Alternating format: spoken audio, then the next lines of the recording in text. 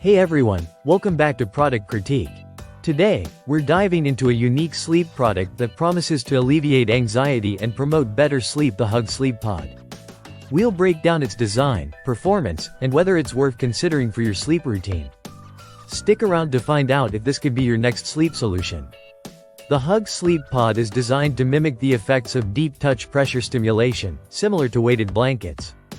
It's essentially a wearable sleep pod that envelops your body snugly, providing a gentle, consistent pressure that aims to calm your nervous system and enhance relaxation.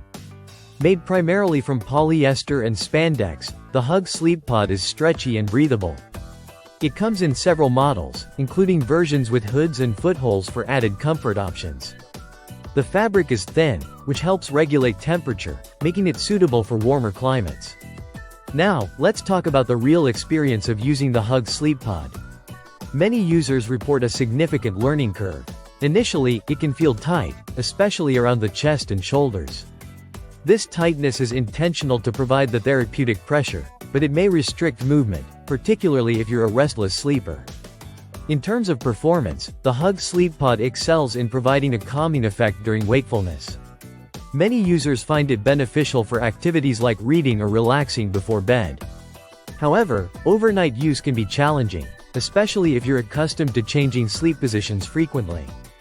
If you're someone who struggles with anxiety and finds comfort in deep pressure therapy, the Hug Sleep Pod could be a game changer. It's particularly suitable for back and side sleepers who don't mind the snug fit and can benefit from reduced movement during sleep. So, is the Hug Sleep Pod worth the investment?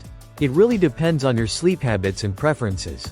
If you're looking to enhance relaxation and don't mind the initial adjustment period, it could be a valuable addition to your sleep routine.